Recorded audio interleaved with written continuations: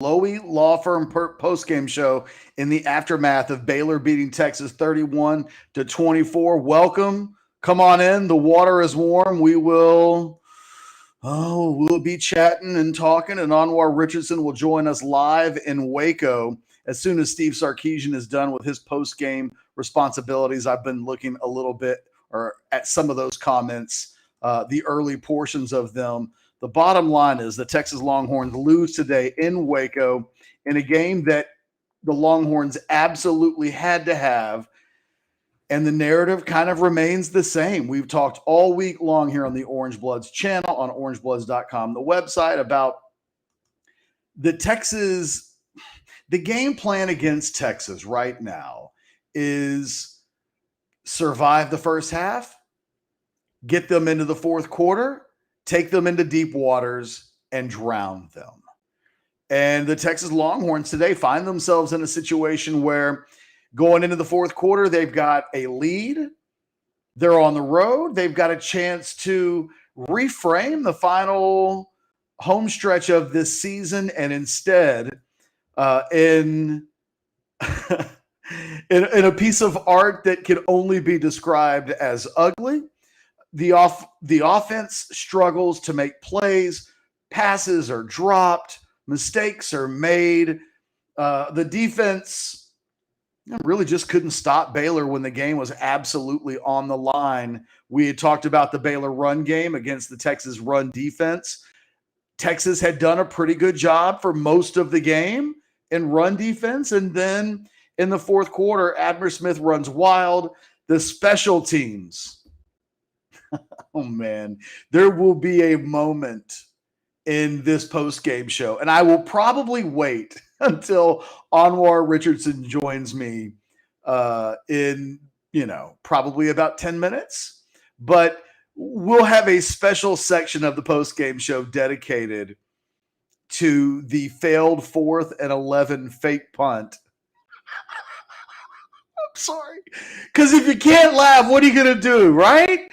4th and 11, I'm not going to lead off with it because we can't lead off with the failed punt that in a lot of ways it was a microcosm for the game, but it was so impactful for Baylor have taken the lead. And I'm not going to get into it. It's not the most important thing from this game. I will wait till Anwar's here before we get into what that was. But the bottom line is the Longhorns had a lead. They go into the fourth quarter. They almost immediately give up the lead. And that was the ball game from there. They didn't execute again on offense. Really, the little things on offense bogged this team down. The loss of Jordan Whittington continuing to be, it was a big deal last week. It was a big deal this week. If Jordan Whittington is playing in this game today, Texas wins this ball game. It was Joshua Moore in the second quarter, who is Jordan Whittington's replacement in a lot of ways, who drops a touchdown in the end zone at the end of the second quarter. Next play, it was Joshua Moore where the ball goes off his hands into a Baylor defender's hands, intercepted. Nothing really comes out of that other than the Longhorns don't have an opportunity to get points. And you know what? In a game where you lose by 7, that field goal doesn't make the difference. Didn't probably define the game, but all of these things stack up on each other. Moore drops a pass later on in the game, and then Marcus Washington with an egregious drop late in the game on Texas's final offensive possession. The game dies essentially at the hands of Marcus Washington's drop pass. They end up not being able to convert the fourth down when Casey Thompson throws the ball to Xavier Moore, and just a pass breakup. Xavier Worthy probably in that situation needed to fight towards the ball more than he did. Baylor's defender made a good play, and the shadows of Marcus Washington dropping that pass way down the field, it would have put Texas on the verge of the red zone and would have put them in a position to tie that ball game in the final 2 minutes of that game. There was really questionable coaching throughout. And like I said, Anwar Richardson will join us once the Tom Herman, Freudian slip there. The Steve Sarkisian, sorry, I'm reading Herman related comments in the chat. There's a lot of Tom Herman conversation today. There's a lot of Tom Herman's not 4-4 at this point in the season. What exactly is Steve Sarkisian? Who are these Longhorns? What is this team under him? It is a question without an answer right now, other than this team is 4-4. It deserves its record. None of the games were accidents. And, we have to kind of be realistic, I think, about where the Texas Longhorn football program is right now. Craig Vinson says, does this team win 6 games? I think so. Look, the final 3 games of the season will be the second easiest stretch. Well, I guess the easiest stretch of football the Longhorns will have all season, right? So you get to that Kansas, West Virginia, Kansas State end stretch. 2 of those 3 games are at home. Yes, Craig, I do believe the Longhorns are going to win 6 games. I do think they'll get to a bowl game, but that's not what this team and this program were supposed to be about. And I think one of the things that this loss does for me, and this might sound like an overreaction to a number of people who would just be jumping into the chat, but I've been saying this all week long. You can't lose this game, go on a 3-game losing streak, become a 4-4 team, really cast into the depths of non-relevancy as a program for the rest of this season, and think that this movie ends with Arch Manning committing to Texas or signing with Texas. Arch Manning is going to make his decision before the start of the next football season, which means that all of the football that is going to impact his decision before he makes a decision will be played this season. And Arch Manning and his family love Steve Sarkisian. They think he is an absolute genius. Arch Manning's not going to a football program that's 4-4 in the Big 12 and just does not look close to being elite. It is still a team. Not having a pass rush was a big deal today. I don't think Texas came away with a single sack all season long or all game long. And look, that stat can be overrated, sacks. But I'm looking at the quarterback hits, 1. Keandre Coburn hit the quarterback once today. And outside of that, there was no pass rush. Tackling is still an issue. A lack of defensive playmakers is an issue. The offensive line is still an issue, although I thought they had a better game today than they've probably had in the last couple of weeks. I didn't think that there were just as many flat out blown, busted, poor assignments on the offensive line as we've seen the last couple of weeks. But look, Texas as a team ran for 102 yards today, 3.5 yards per carry. Bijan Robinson with, basically the worst game of the season. You almost don't even mention the Arkansas game. You look at this game, though, in a game where I thought he needed 30 touches, he gets 17 carries for 43 yards, a long of 9 yards.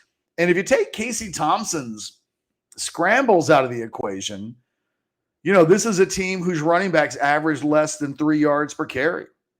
Better in pass protection this week. They gave up a few sacks. Casey Thompson took a few hits, but they didn't lose this game because the Texas offensive line couldn't protect in ways that we had seen in previous weeks. It took a complete offensive collapse. If we were going to point fingers on the offensive side of the ball, it's really hard not to point the finger at the receivers, all receivers not named Xavier Worthy. There were some really big passes dropped today. There were points taken off of the scoreboard, or at least the opportunity to score points in the ball that, granted, thrown a little bit behind Joshua Moore there at the end of the second quarter, but the ball hits his hands, it goes into somebody else's hands. Those are the things that can't happen. And you look at the reaction of Joshua Moore after that play was over. It spoke of a guy who knew that ball went through his hands and it didn't need to happen. It shouldn't have happened. That happened in the receiving game all game long. And with all due respect to Marcus Washington, who caught 7 passes for 70 yards, didn't make the plays when it was needed. With all due respect to Joshua Moore, who caught 5 passes for 64 yards and a touchdown, didn't make the big plays in this game when it was needed. And really, there wasn't anybody else other than Xavier Worthy. And I didn't think the offensive coaching in this game was good enough. I didn't think that Steve Sarkisian, I thought Baylor's offensive coordinator and basic offensive scheme and game plan, I thought they were better today than Texas's. I was mystified by what happened in the fourth quarter. I mean, again, you want to talk about microcosms of the entire game. You've got the Longhorns down by 10. They need to score a touchdown, but obviously they need points on the drive to cut the lead to a one-possession game, to force Baylor into, a situation where they've got to go on offense and protect a one-score lead. And Texas gets the ball inside the red zone. It's 1st and 10. They don't get anything on first down. They go to the Wildcat on second down with Roschon Johnson. They gain 6 on the play.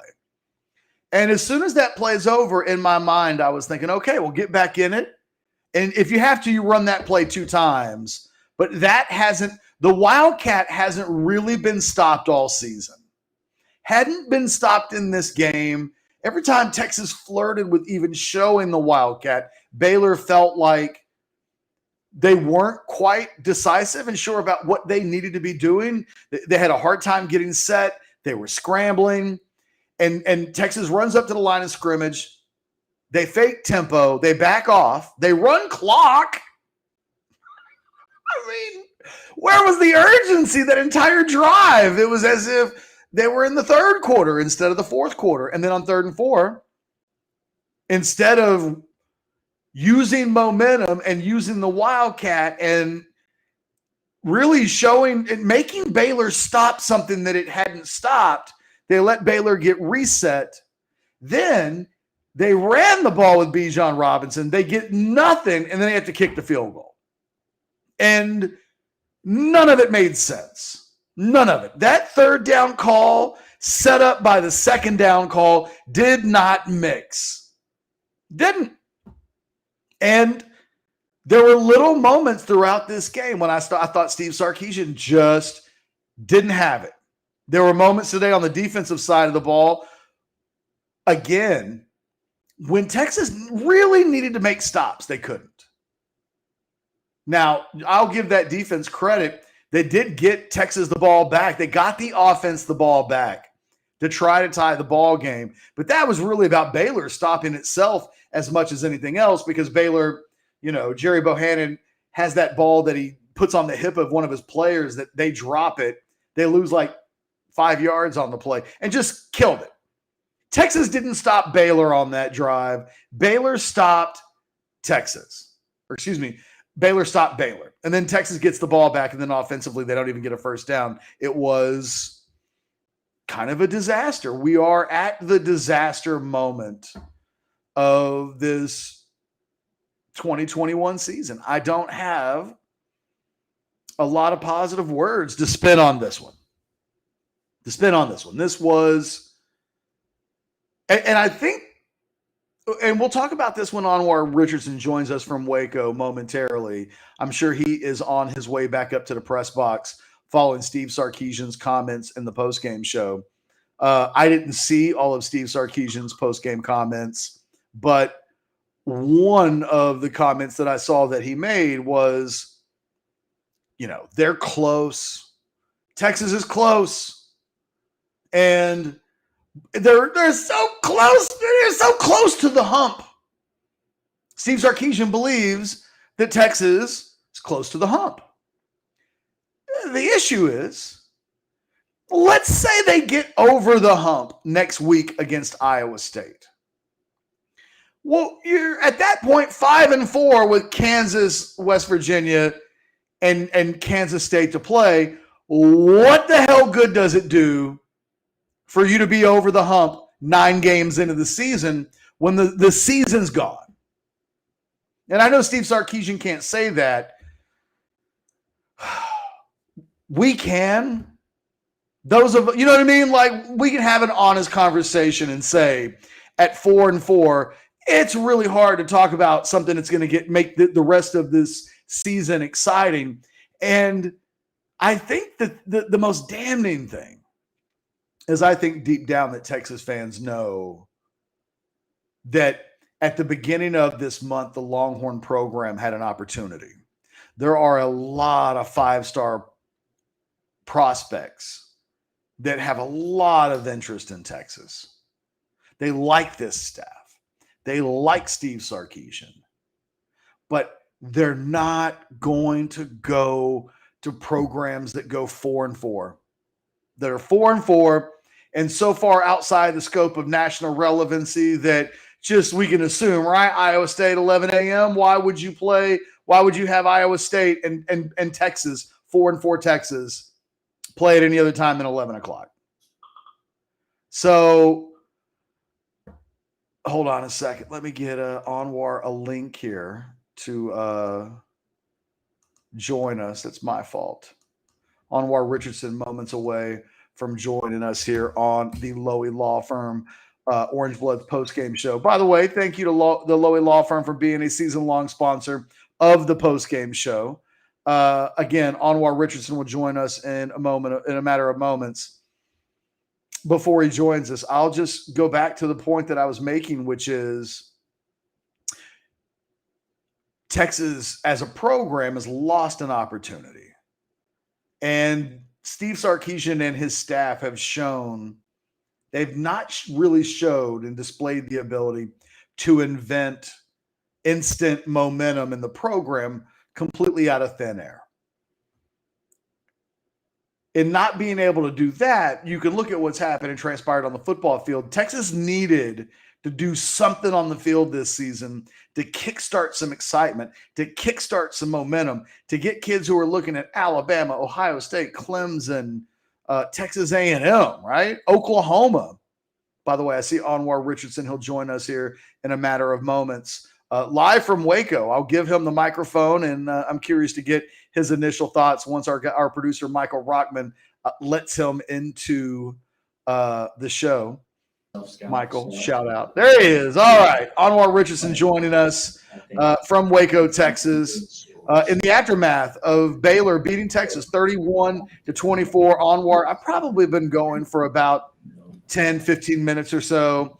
I've hit on a lot of things, so we can circle back to everything.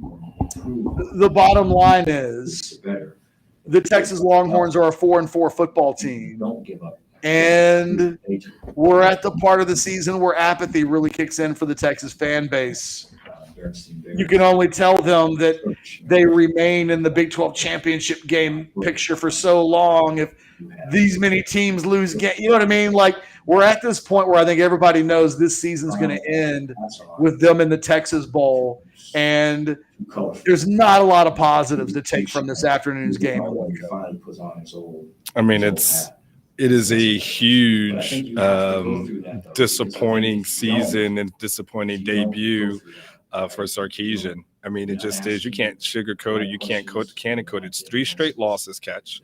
But not only is it 3 straight losses, it's 3 straight losses when they had double-digit leads in the second half. And, you know, we talked about it this past week where Sarkisian is seemingly trying to figure it out and can't figure it out. And then, you know, last week was the bye week of free solo, you know, so that's the new, you know, we start thinking about like narratives and things we've heard before. Well, this was a new one. What movie can we can we watch? Free Willie. Free. By the way, Nash Talks Texas. You said you were wrong. You just got to tell me what you were wrong about. And here's the thing, like, Ketch, when I look at the next 4 games, outside of Kansas, you can't check and do an automatic check for any of these teams. Iowa State probably looks like a loss. Kansas looks like a win. West Virginia, who knows where the team psyche is going to be by that time? It'll be on the road. And then you close against K-State. So it's disappointing. This is when you make the decision of firing your head coach, bringing in someone else for a team that had won 7 games, was on a 2-game winning streak at the end. This is supposed to be something that's an upgrade, and it seemingly is taking a step backwards, Ketch. I mean, we're taking a step backwards, an unexpected step backwards. In this team, there's areas of deficiency. But I think, Ketch, this is Nick, and I'm going to throw it back to you, but Nick Moyle from the San Antonio newspaper, he tweeted out something, and I thought it was really fascinating. And he talked about when we do he goes, this is Sark's 8th season as a head coach, counting the 5 games he coached at USC in 2015. And he's had a 3-game losing streak in 6 of those seasons. 8 seasons, Ketch, and he's had a 3-game losing streak in 6 of those. I mean, at that point, we start talking about there's some questions that you can rightfully throw at Sark as a coach, as a guy who's never won more than 8 regular season games and has 9 as his cap so far. It was a game that I didn't expect them to win. It was a game that they looked bad. The receivers had drops. It was a drop touchdown pass. It was one off the hands that resulted in an interception. There were drops, throughout the game. The offensive line probably didn't play as bad as they played previously, but there were still some struggles there. Bijan's Bijan, but he can only do so much when he's getting bottled up. The defense is, they do what they do in the second half, and you just knew that was going to happen at some point. Hey, Anwar, real quick, I hate to cut you off. Michael, make sure you leave Damon's I want to go right to this here in a second. Go ahead, Anwar. Finish your thought. That's okay. The defense, did what it did in the second half. And, it's almost like I felt like when they got that 10-point lead, Baylor was like, got them just where we want them right now, fellas. Now they got a double-digit lead. It's our time. And sure enough, it was. So, I mean, Ketch, I don't know what this team plays for over the next 4 games. I mean, I already tweeted out, it's time to get teams to a bowl game, and we know that. But, you can't categorize, even though it's 4 more games left, you can't categorize this thing as anything less than a disappointment and a disappointing debut for Sarkisian in year 1. I want to transition into what you were just talking about with Damon's comment here. Are the players not buying in? I don't think that's been an issue thus far. Like, I think whatever the issues have been, it's not because the players don't believe in Sark and I think his messaging. But Anwar, I talked about this week. Like, if they lose this game, to me, they're losing to Iowa State and Ames. Yes. I mean, it's going to be very hard for this team to pick itself up and put Humpty Dumpty back together again. The body language of the Texas players after this loss, I felt, and I didn't see a lot, but just from what the TV angles showed us, you could tell guys were devastated. I mean, you could just tell that this one left a real mark. And, I'm looking at post-game commentary, and the players are all confused. It's not a question now of whether or not the players have been buying in, but it is a question in these final 4 games. What are you getting from them? Like, what mentally are you going to get from this group of players that will show up tomorrow, and they're going to know that all their goals are gone, that coaching speak aside, they vomited on themselves the last 3 weeks when they were in positions, finish. All this stuff they talk about. They've controlled their own destiny. They don't anymore. And I think it's a real Damon doesn't, I don't think, quite bring up the exact right question, but I think there is now a question of we're going to have to do it. Where are these players mentally going to be for the final month of this season? Because if it's not at top levels, then we could be talking about a Charlie Strong type first season, when it's over with, really questioning the state of the program. I think if all you have to judge this program under Sark on and by is its first season, they're really close to entering a dangerous territory where I don't know exactly what's your recruiting pitch to Arch Manning. And, hey, Arch, come here, and if we can get 10 more just like you, we can have you playing in the games that you can play in if you otherwise go to Georgia. I mean, By the way, Kesh, you made that Charlie Strong reference. The last time Texas has lost 3 straight games was 2016 under Charlie Strong. I mean, in the time before that was 2015 under Charlie Strong. The last time they lost 3 straight, and the last time they lost 4 straight was 2010, and that was under Mac. So, this is what I talk about, like taking a step backwards. I mean, we're almost skipped over the Tom Herman stuff, and we're in when we start talking records, we're in a Charlie territory, which that's not something a Texas fan wants. To your other question, though, not a question, but your other point, which is a good one. I don't know what you tell Arch, and the thing is, and this is the danger that Texas has fallen into. And I know Arch Manning does not want to be the savior. Their family has dealt with their people being the saviors before, and they don't like it. They saw the beating that Eli took in New York for all those years when he was supposed to be the savior of the Giants before the breakthrough. But when he was supposed to be the savior, all the shit that he had to deal with, they don't like that.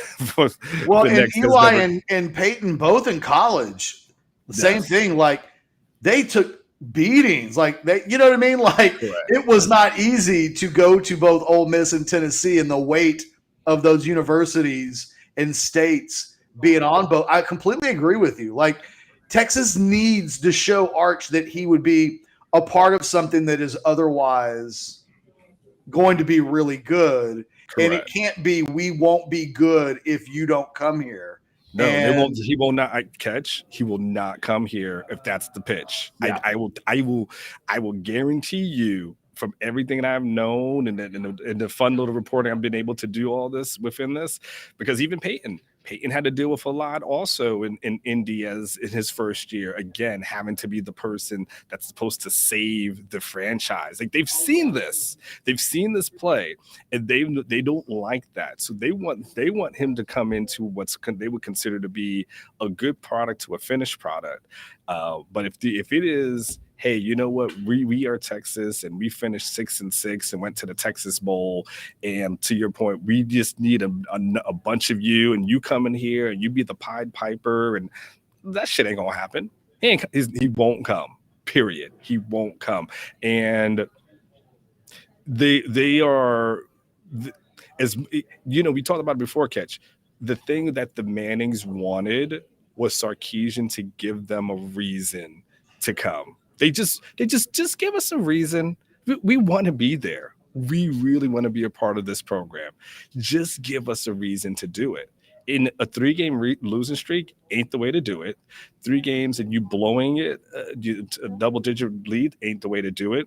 And when he's looking at his offensive line and he's looking at, okay, who's next? And it's like, nah, that's definitely not the way they want to do it. 55-10 is the margin of fourth quarter combined scores the last 3 weeks. That's bad. It's bad.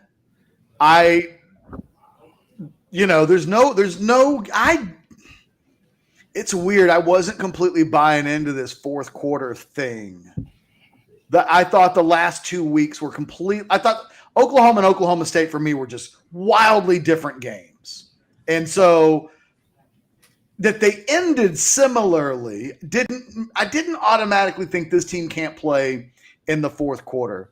But to go into the fourth quarter with a lead, fall down by double digits, and fail to execute in every way that you can execute, whether you're talking about on offense with everything from drop passes to, inability to block, just execution period. In the fourth quarter, suddenly they can't tackle Abram Smith at all. Like, they held him in check pretty good, and then suddenly that dude's winning the ball game. And then special teams, at some point you and I have to reserve 10 minutes for the 4th and 11 fake punt. But Sarkisian said after the game that was his call. I hope he's lying and he's just protecting his player. Because if it's not, it's one of the worst coaching decisions I've ever seen in 25 years of covering Texas football. It's 4th and 11. 11. What's the point of no return? Did it need to be 4th and 13?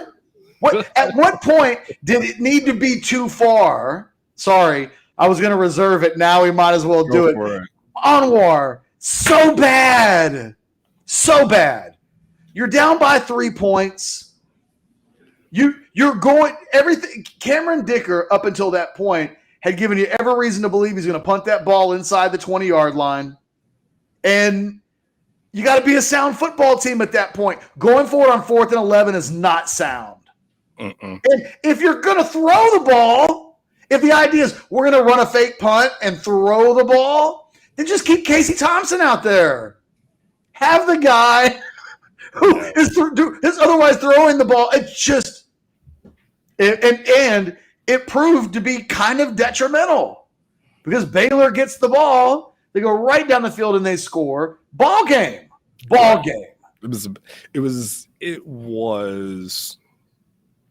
It's one of those calls that you and I and many Texas fans will take a mental note and always think about that play call. Right, this would be the one that we remember, and when we start think the subjects are Sarkisian comes up and play calling and all these other type of things, we'll look back on that and say, "Yeah, man, you remember that game against Baylor when it was 4th and 11 and he did such and such?" Because it makes you question what kind of out-of-body experience was he having at that moment when he talks a little bit about, the players tensing up and making bad decisions. Dude, that was a bad decision. In my one, as Ketchum, I'm very consistent with, I'm okay with you saying stuff about the players. I'm okay with you saying stuff about what they need to do and do better. But I'm all about you also saying this is what we as a coaching staff need to do. That was bad. I'm sorry. We can talk about drops O-line from a coaching staff perspective. That was just a dumbass call. Just a bad call. Maybe dumbass is too harsh. It was a bad call. It's not. It's not, man. It was 4th and 11, and game context matters. Like, if you're going to go for it on 4th and 11, okay, but you're down by 3 in the fourth quarter. Like, there's got to be a risk versus reward. And if that had been 3rd and 6, the succession rate of going for it in that situation has to be less than 20%. Has to be. And because on a 3rd and 6 or something, like on a 3rd and 6 where you cut that yardage down almost by half, the chances of you converting are less than 35%.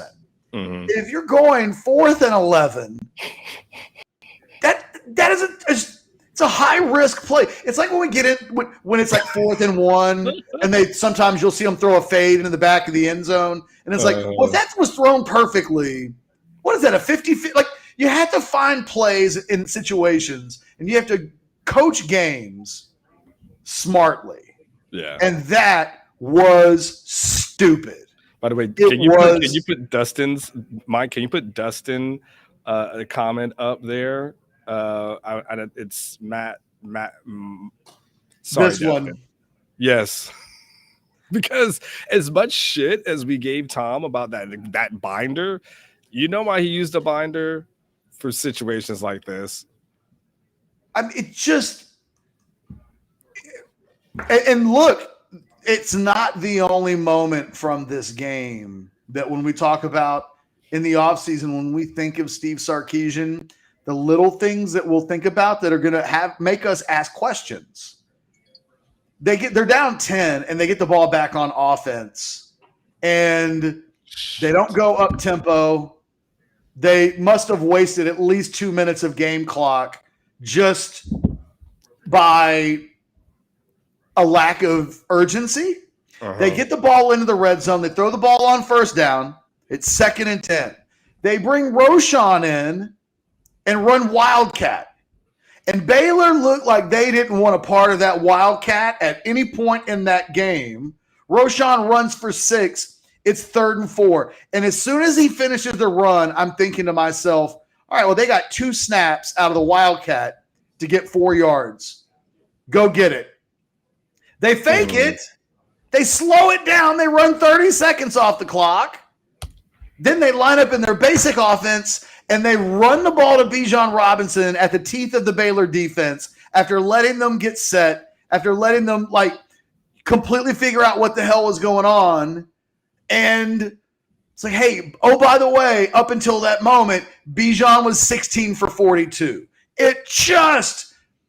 The entire sequencing of it does not scream elite because I'm not elite. I'm not some elite offensive mind that is going to draw up but I can see when something's not working. And as that happened, everything about it was, why are they doing it like this? Why are they taking so much time? Why? And I'll tell you this, Sarkisian was out-coached today by his Baylor offensive counterpoint.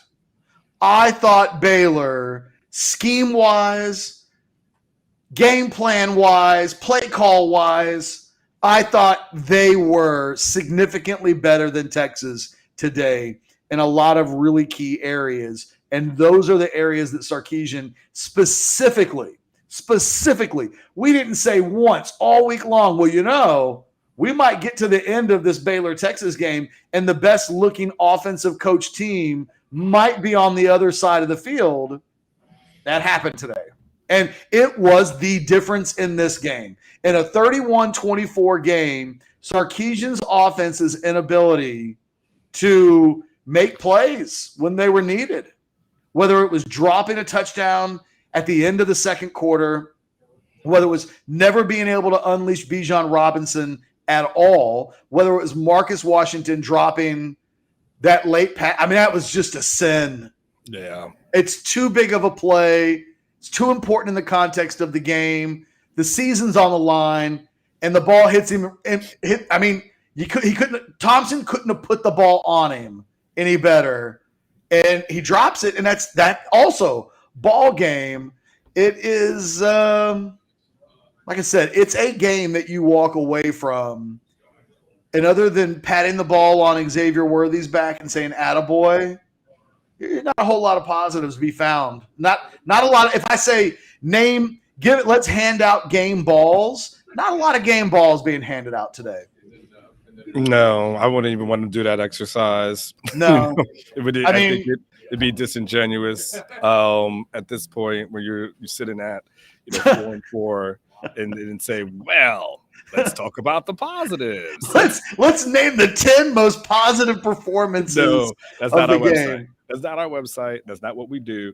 And it's just we catch. I said it before. We're heading into dangerous territory, Catch, because if Kansas is the only guarantee on the box, and we're talking about where I thought it was an 8-win season, which could potentially now look like 7. I mean, one, you've got to hold on to the guys that you have. for the 2022 class in 2023 becomes a huge uphill battle. Catch it becomes we've got to see it on the field kind of thing. And we've seen again, we've seen this play before. Catch, we've seen it with Charlie, we've seen it with Tom, but we've seen it more so how the struggle bus with Charlie really hit, because at least Tom had some success in year 2. But yeah, it's tough. It's tough, Catch, when you say the offense of Baylor looked a little bit more like a well-oiled machine than the offense of Texas did, when we know Texas has a running back that should be competing for the Heisman, and we know that they have the Big 12 freshman of the year at receiver.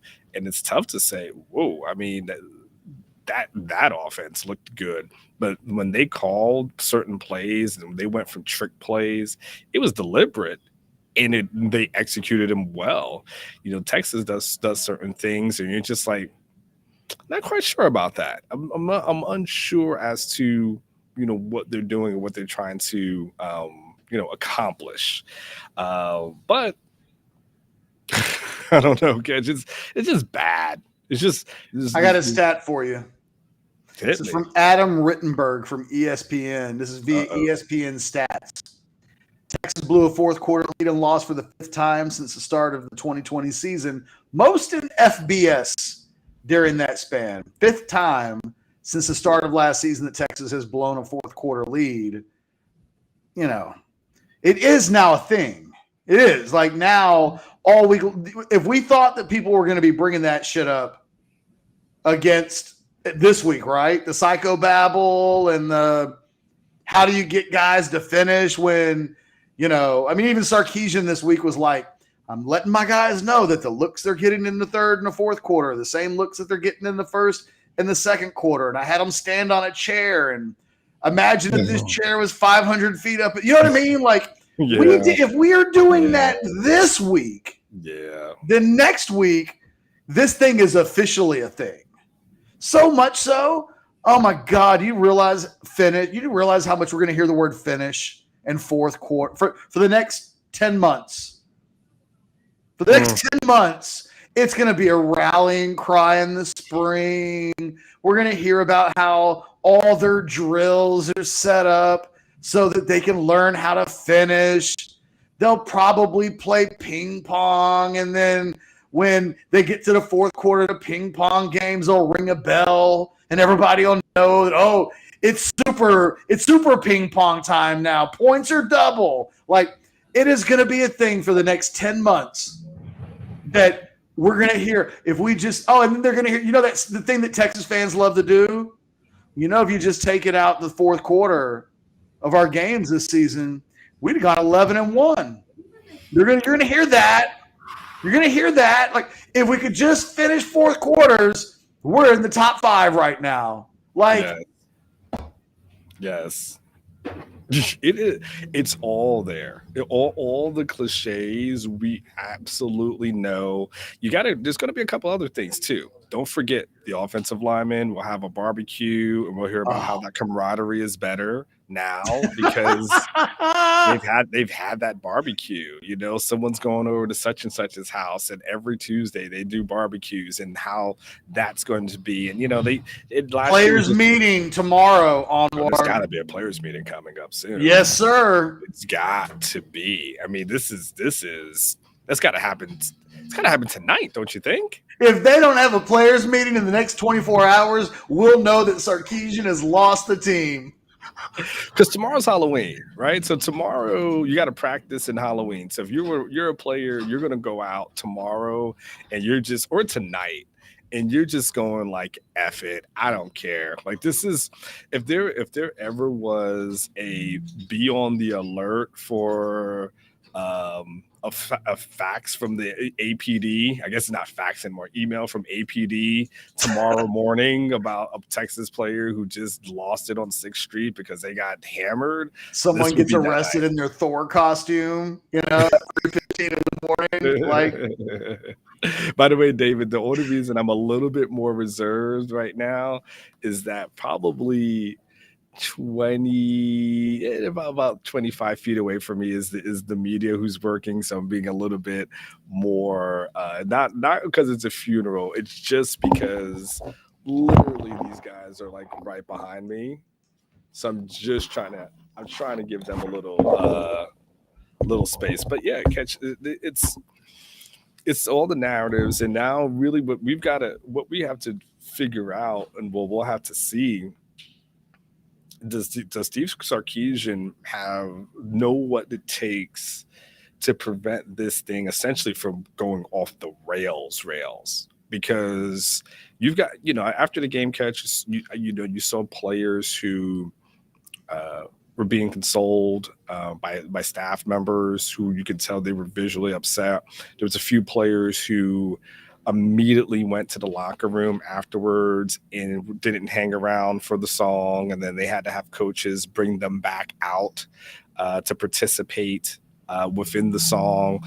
And I don't think it had anything to do with the whole controversy of the song catches. I just think people were pissed. They were pissed. They were upset. They didn't want to be on the field anymore. And they just wanted to get the hell out of there. You had Baylor fans catch who were chanting SEC, SEC, SEC to them after the game. So as they're trying to sit there getting ready for the song, all you hear is Baylor chanting SEC, SEC, mocking them, And so the question really becomes for me, Catch, is with 4 games left and nothing really to play for other than you're playing your 4 games, pride, spoiler, maybe for Iowa State.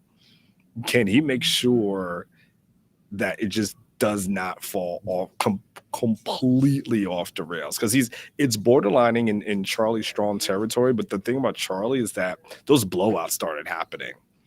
And he's got to make sure, Catch, that it doesn't, because we've seen this Texas locker room when it decides it wants to burn the mother effer down, they will burn this effer down and not look back.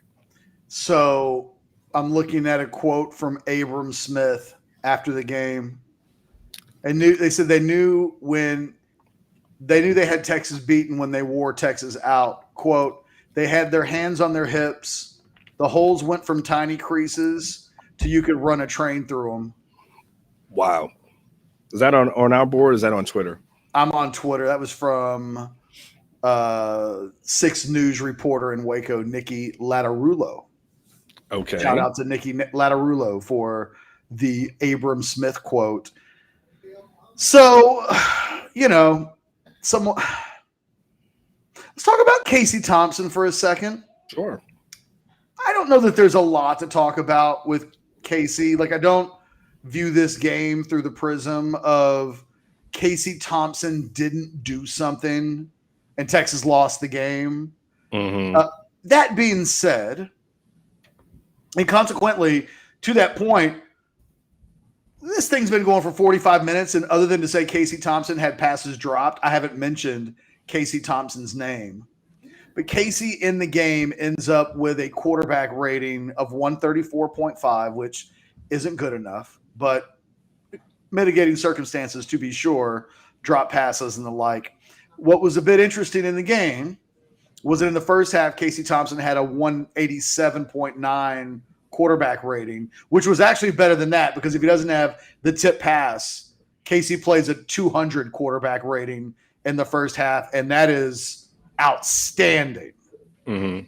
Second half, Casey Thompson had a 97.4 efficiency rating, which makes the 4th straight game that he's had one half of football where statistically just has not been remotely close to good. Is there anything? Is it as simple as Whittington's out, this pass offense isn't very good, and he had a bunch of drop passes, or the offense scores 10 points in the second half? Again, it's hard for me to point the finger at Casey Thompson for a lot of these, but statistically, we judge quarterbacks on statistics a lot of the times. Statistically, in the second half, he just didn't do enough. 11 of 22 for 124, no turnovers, but no touchdowns. And again, a 97.4 efficiency rating. Just any thoughts on Casey Thompson? Well, I think there's two for me. One, I definitely think he could have played better. And I won't sit here and apologize at all for his performance, especially in the second half. It needed to be better. It wasn't. Some of these passes that he throws, or sometimes he sailed a couple of them. And you just, it's too easy, Ketch, to say it's like, if you want to just defend him and not admit that there was potentially anything he did wrong, you could just say, well, those receivers had a drop pass. I mean, Joshua Moore had, dropped one in the end zone. Then he comes back and the ball hits his hands, and then there's an interception that results in that. And you can look and say, man, it's not all on him. So to be fair, it's not all on him.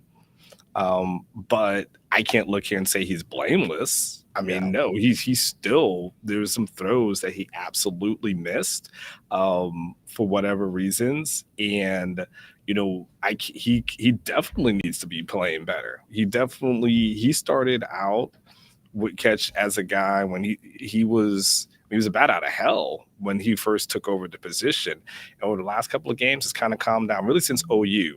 It's calmed down a little bit where it's more, even keeled, a little bit human-like. And we haven't gotten that Casey Thompson that we saw initially, that we were just like, holy crap, this guy is setting all kinds of records. We're not seeing that. So, yeah, I mean, it doesn't necessarily mean that there should be a change per se. Can you say, like, this offense is not playing up to its potential, and can Casey Thompson play better? Absolutely. Yeah, the two plays I think that stand out the most for me from Casey that I would think is negatives would be he overthrows Xavier Worthy on what should have been a second touchdown. I mean, Worthy's 10 yards clear of the defense, and Thompson just threw him too far towards the boundary, and the ball goes out of bounds. And I don't know how much you put on this on Casey Thompson, but the sack that Baylor got in the fourth quarter that stopped one of the drives, he has Marcus Washington running so wide open down the middle of and he was going to Marcus Washington, but the blitz and the pressure got to Thompson before he could get the ball out. And, I don't know if when they go back and look at that, if the coaches will feel like, you have to get the ball out faster. He needed to, but I don't even know if that's reasonable. So there wasn't a whole lot of, the plays I'll remember from this game in the passing game. The Joshua Moore touchdown pass that's dropped at the end of the second quarter. It wasn't too dissimilar from the pick six against Oklahoma State. There's a huge swing of points that occurs there. First 7, right? You take 7 off the board, and then the next ball goes through his hands, gets picked off. So then you don't even come away with 3. And then, boy, that Marcus, I don't know how much you've seen it, but the Washington drop on their last offensive possession of the game, just a kick in the you-know-what, because when Casey Thompson enters that drive, they're down by 7, and I'm like, this is a pretty big moment for Casey Thompson and this team. I mean, down 7, 2 minutes to go. There's all the shit that we've just been talking about is hanging in the balance, because think about what the conversation sounds like if they go down the field and they score a touchdown, make this game go to overtime, and they win. They win this game in overtime. Think about how we're talking about all of this. And they come out there and they don't have a very good offensive possession, but on one of those throws, Casey Thompson gets a big vertical play down the field to Marcus Washington, and all you can do is hit a dude in the hands, in the chest. And if the ball isn't being caught, that happened there were 3 or 4 times in this game when Joshua Moore and Marcus Washington, they combined dropped 4 or 5 passes combined, and they've all felt big. And it was, when this game ended, I thought to myself, damn, they missed Jordan Whittington. Today, it really felt like they missed him, and his value as a player, I think, was paramount. You come away thinking how different this offense is when they've got Worthy and Whittington. It just, at the end of the day, all these words are coming out of our mouth, Anwar, and it's like, this team's 4-4. They don't deserve an hour plus post game show. We should have wrapped this up 20 minutes ago. 4-4 teams probably just deserve 40 minutes and bye. I just want to address something real quick, Catch, before we start to go down that road. I think people in this thread have misinterpreted what I said. I think I started off by saying and being very clear I was not making any excuses for Casey Thompson, and I said very clearly he should have played better. So I think for those who are trying to make it seem like I'm excusing his play, you're not listening. You're not hearing what I'm saying. You're not hearing. I said, was very specifically, I was like, you can talk about the drop passes, but at the end of the day, he needs to play better. And I think I've been harder. I mean, I think you've been harder on Casey than I have, because I think I've been giving him some get out of jail cards. Yeah, and I will stand here and I'll say he needs to play better. He's not playing. He needs to be the Casey Thompson that we saw originally. And, we haven't seen him play that well. You guys, some people talked about the TCU game. Well, I mean, the offensive line was pretty bad in the TCU game. So it was really hard for me to come down too hard on him. But overall, no, I think I would absolutely say Casey can do a better job. We've seen him do better, and he needs to do better. That's the bottom line. Like, if you guys are going to quote something, make sure make sure you hear everything. Okay, I just want to make sure we get that out there. But I mean, let me see. Oh, I mean, Catch, I can talk for a little bit more. It looks like the traffic is still pretty hot out there. I'm not in a hurry. Let's what else you want to talk about? Well, here, let me ask you this. Let me tell you what my Sunday column is going to be about. And I'm curious because I know what my Sunday column is. I don't know what my next 4 Sunday columns are. There's a real, what the hell, how do we frame the rest of this season in a way that is interesting for Texas fans who were quite excited about this season even 3 weeks ago. You know what I mean? Like, where we are today versus where we are 3 weeks ago, even after the Arkansas game, is a drastically different place. Here's my column tomorrow. Texas isn't going – what Texas thought it could be under Sarkisian was he'd be able to come in here with a high-flying offense and be able to attract a lot of big-time recruits. And through sheer firepower with his coaching and his ability to recruit, this program that's its jump off point, is bring in a whole bunch of badass recruits and couple that with badass coaching, and here we go. The recruiting thing's done. It is. I mean, yes. Everybody record these words. Get used to them. You're going to hear them a lot in the months of June and July and August of next month. I really like Sarkisian. I want to see how Texas looks on the field this season. Get ready for that, because Texas with big-time recruits, for the most part, like, they could still get an Evan Stewart because that guy really does beat to his own drum, but almost everybody else I would be really, really concerned about. This program now is going to come down to really and truly Sarkisian and this staff's ability to develop the talent that it has and the talent that it can get into the portal next season, older guys, because this isn't going to be the type of rebuild that's built off of nuclear weapons in recruiting. Sarkisian's come up is going to happen because this coaching staff in the next 12 months largely develops what it has and finds a way to win. because 4-4 doesn't close the deal with big time recruits, and it won't next year. And I think that, I think this program enters a place now that is not dissimilar from where Tom Herman was, right? Recruiting died out at the end with Herman, and the idea was, well, if you'd kept Herman's chances of success centered around what this staff could do with what it had, because they weren't bringing in a ton of big-time players. Well, I don't think Sarkisian will either now.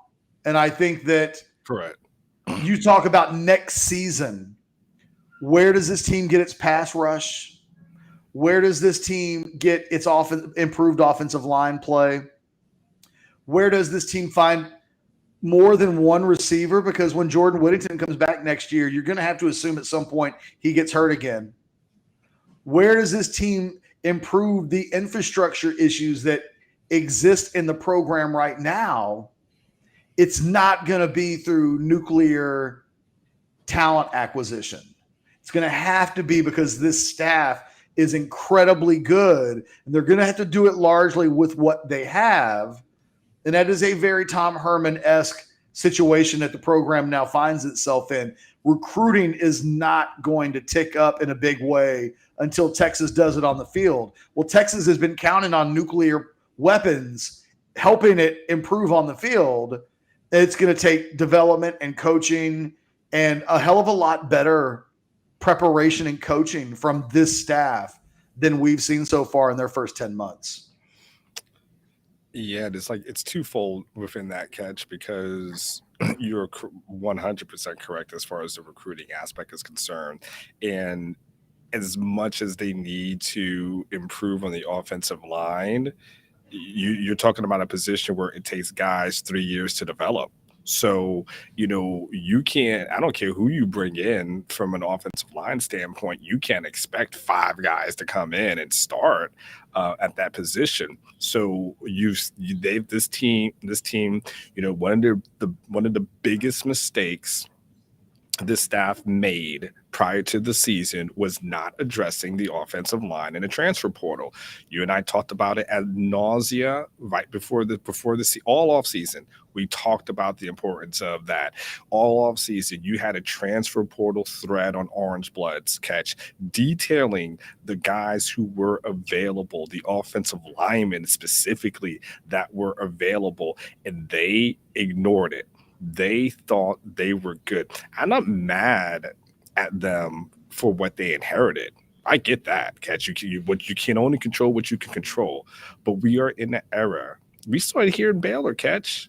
We saw an offensive line that added in 2 guys that were able to contribute this year. I mean, we saw that. We saw them add in a defensive lineman that Aranda brings in from LSU that was able to contribute in play. So they have to do a much better job of, 1, identifying needs, and then 2, they have to be hyper aggressive when they go into that portal. And the same way Texas was able to get a Calvin Anderson, the same way Texas was able to get a Parker Braun, that's what they've got to go out and find. They've got to find the upgrades that they need in order to be successful instantly, because 2023, that's going to be sketchy. 2022, for the most part, the horses are in the barn. Maybe you lose a couple of guys, but for the most part, the horses in the barn.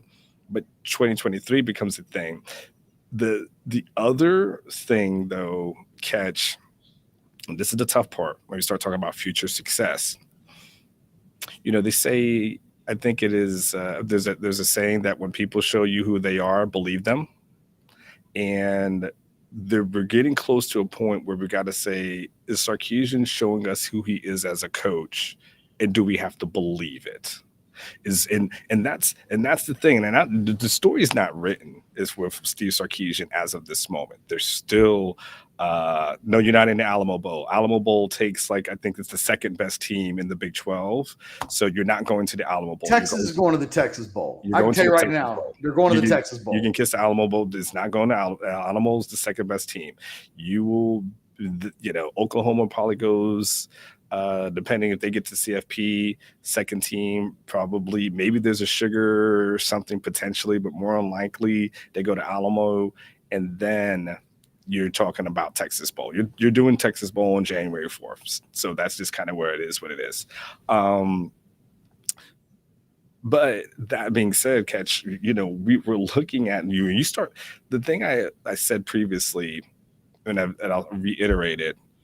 Sarkisian, more often than not, the season is on the wrong side of history. And you started giving us stats that put him on the wrong side of history. You started talking about the double-digit losses, and this is the most by any FBS school, whatever that stat was that you had rattled off. That's not good. When we start talking about, hey, this is the first 3 loss seasons since Charlie Strong, that's not good. When you start talking about double-digit leads and all these type of things, that's not good. And then when we start looking at, okay, Texas is probably going to finish with 7 or 8 wins, and you tell yourself, okay, well that's definitely this team has a higher ceiling than that. And then you have to ask yourself, once again, no matter what, Steve Sarkisian, the most wins he's ever had in a season is 9. It just is what it is. We give him a lot of credit for Alabama, ignoring the fact that Nick Saban is the GOAT. And there have been a lot of coaches who have come through Bama, the Lane Kiffins of the world, Mike Loxley's of the world. Mike Loxley had the number 1 ranked offense in the SEC when he was there. We give him a lot of credit, for that. What Steve Sarkisian has to prove, he talks a lot about the players and the things that they need to do. He's got to prove that he can lead a team and rebuild the team. And it's easy to talk about, well, the players need to do this and the players need to buy in and the players need to do this and all these other type of things. Well, the coaching staff needs to do something as well. And they've got to prove that when you're not under the greatest coach of all time, the GOAT, that you could do it on your own. And so there's some proving to be done by a lot of people, not just the players. And from a recruiting standpoint, 2023 is going to be tough. Like I said, 2022 horses in the barn. 2023 is going to be a little bit tougher. And Sark, what he's done, this is the last thing I'll say on that particular point, Catch. But I mean, and we're not there yet. But what you don't want is to feel like, Texas fans, Catch, they felt after year 1 of Charlie that whatever they had with Mac, this was the worst. Like, this might be a step down. And what Sark is close and he's teetering on at this moment is for Texas fans saying, man, whatever we had with Tom Herman, man, this could be worse. At this point, because you're losing games that you shouldn't be losing, and the things that they expected to happen in year 1 are not happening. And that's the thing he's going to have to fix and correct before he, I don't know where the fan base is right now, but we know they ain't happy. And I can tell you what, Catch, if you're looking for an early Christmas gift to someone, buy them a Kansas ticket next week, because you talk about giving those things away. Yeah, they'll be giving those things away. Or 2 weeks. This is a bad spot for Steve Sarkisian to be in. And I wonder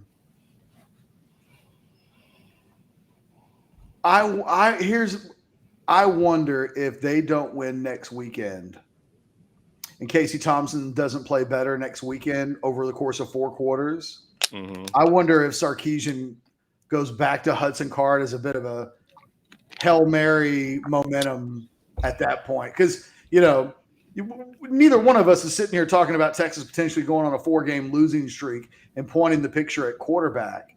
But if you've lost 4 in a row and you're 4-5, I mean, and I wonder what these last 4 games look like. I am not completely sure, other than the thing that I feel most sure about is I don't see this team going to Ames next weekend and winning on the road. I mean,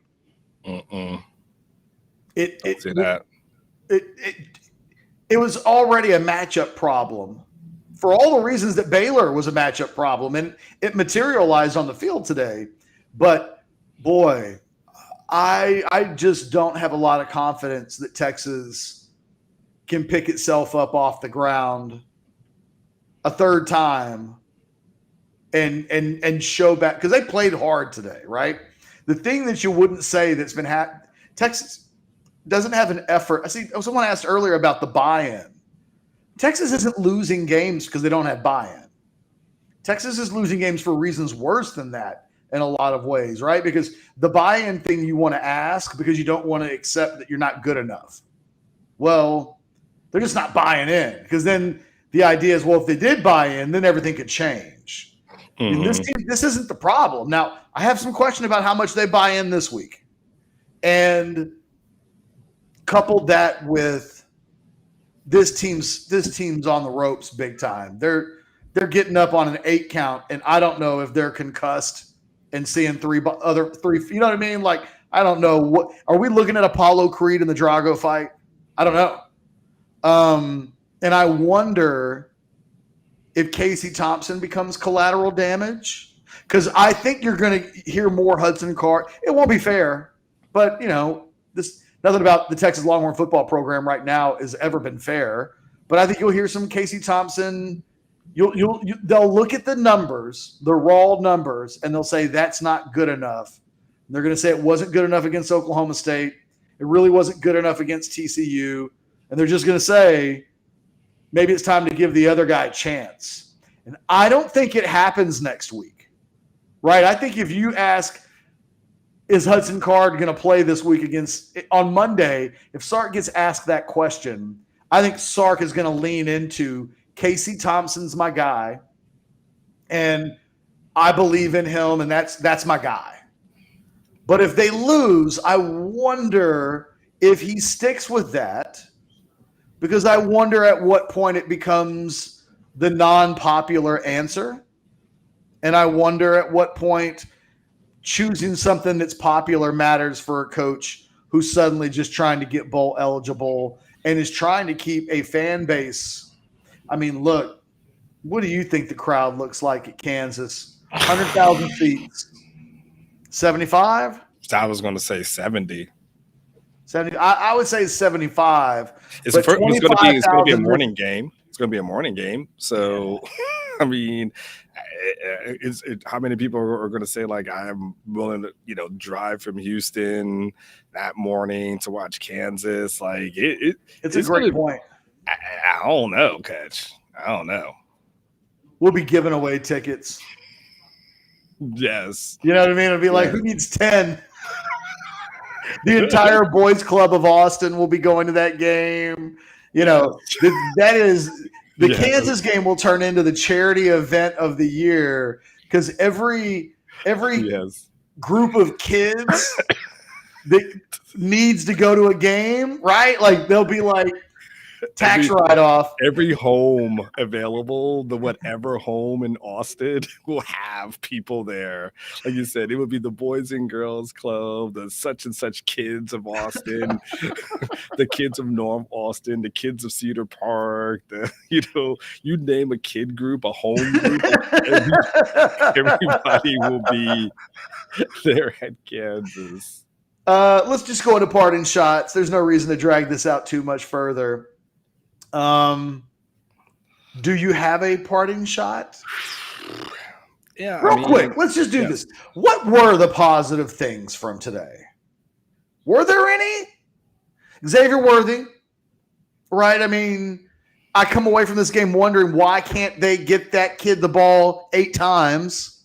Why? First time he touched the ball today, Anwar, he went 63 for a touch. Mm-hmm. And by that time, Joshua Moore had already had, I think, 4 catches. And I'm sure the other teams are doing something, but if you're a genius on the offensive side of the ball and your name is Steve Sarkisian, I don't know how Xavier Worthy, I don't know why they're not forcing the issue to get the ball to Xavier Worthy. They're definitely not doing that. We didn't watch this offense and go, oh, they tried to get the Worthy. Remember, they lost 12 on that play because they were so desperate to get him the football. So, I would give him an attaboy. Catch, before you go too far, Yeah. I just looked it up. Texas, I didn't realize it at the time, and I guess I should have. Texas didn't have any sacks in this game, and they had one quarterback hurry. No, I did that stat already. Yeah. Okay. So before you go too far on defense and attaboys, I just want to make sure we put out 0 sacks, 1 QB hurry. Okay, continue. I was just going to give one attaboy on defense. Darian Dunn. That guy can play, man. And it feels like it's taken it feels like he's a starter now. And it feels like he's the one guy on defense that opposing teams do not try to make their hay on. Like, it's faint praise, right? Because I'm singling it out a guy who technically only had 1 tackle. But when Baylor tried to go his way, I always felt like Darian Dunn had it on lockdown. And there's nobody else I want to compliment. Just maybe a baby compliment to Ovi Ogofu, who's pretty good today. Not great. I'm not giving him a game ball, but as I look at the stat sheet and I'm like, who was okay today? Ovi was all right. I mean, I'm glad you got somebody. Good job, Cash. I mean, look, I want to give Cameron Dicker credit for averaging like 50 yards a punt, but I can't. 4th and 11 will loom large. That play will be the play that everybody talks about all offseason long. You said it earlier. We will not be able to forget that. No, you know what that might end up being, Catch? That might be similar to the blitz versus LSU. What was it, 3rd and 19, where Texas blitz LSU and then gave it up. That's similar. Maybe the stakes weren't as high, but it's very similar for something because that was something we remember for Tom forever, right? We always remember that. That will be something probably as similar as Charlie and the coin toss versus UCLA, where you just like, yeah, that just happened. Like, yeah, there've been some questionable boneheaded calls, boneheaded moves, and though that kind of falls in line. By the way, West Virginia at home up 38-31 on Iowa State. I bring that up because Iowa State is up on the schedule next week, and West Virginia is one of these road games where we're like, we don't know what to make of that game at all. And West Virginia might be 3-4, but at the end of today, they could be 4-4, which is exactly what Texas is. So I don't know where Texas, and anybody who talks Texas, fans, media, whatever, I don't know where we would get off like judging West Virginia as like an easy game when West Virginia may finish up Iowa State and say, now we've got that easy game Texas coming up on the schedule. Ugh. All right, I'm done. Anything else other than saying we love the Loewy Law Firm? Other than thanking everyone who started from the beginning to the end, all I can tell you is you guys know how to finish better than your football team. And I will say thank you for watching. Thank you for supporting. I have only one request of you. Please keep watching. Yes. The only thing I'm going to request is that you guys don't bail on us at this moment, because we've got to keep doing this, and we've got 4 more of these to do. We've got tons of Overreaction Monday to do. We're going to overreact the hell out of Monday. Yeah, and I've got a good one for us too. And then I'll tell you this off screen, but I think I got a good overreaction, and this might be a couple of weeks from now. But I will say here I'll give you a teaser and preview. We're getting to the point where one overreaction Monday will have to be, did Texas make a mistake? Should they, because we're getting close to should they have kept him? I don't know. Let's yeah. Well, let me ask you this in that vein. If they'd kept Tom Herman, Bear with me here, okay? Yes. Let's not have we're not obviously not having this show, right? Something just food for thought. You don't even have to answer it. But this isn't the question you don't have to answer. They're roughly the same record with Tom, right? Like the same problems were going to exist. Like, I don't think Tom has this team at 6-2. I just don't. You mostly agree with that? You agree? He probably loses to TCU, probably beats Oklahoma State. So you probably flip those two. They might be 5-3. Potentially. Not much, maybe not much better than that. But it's similar. It's similar. And so the question is, did you make a change for similar results, or did you make a change because you wanted to upgrade? Well, they made the change for both, but I wonder if they'd wait. I guess my question is, if they were 5-3 right now and they were like, you know what, we are making the change because recruiting's in the tank and this isn't good enough and it's year 5, is the talent pool for coaches better this year? Like, would you have been better off making a change this year than last year when it looked like you didn't have any options? And then you came in at the last second and took a coordinator without head coaching experience at the highest level in terms of success. Would this year have been different? Is Cristobal a better, more attractive guy? Is James Franklin a more attractive guy? You can certainly offer them this year in ways that you couldn't last year when, especially a James. Does that – Texas fans would probably hear that and go, no, I'm cool with Steve Sarkisian over both of those guys. But I don't know,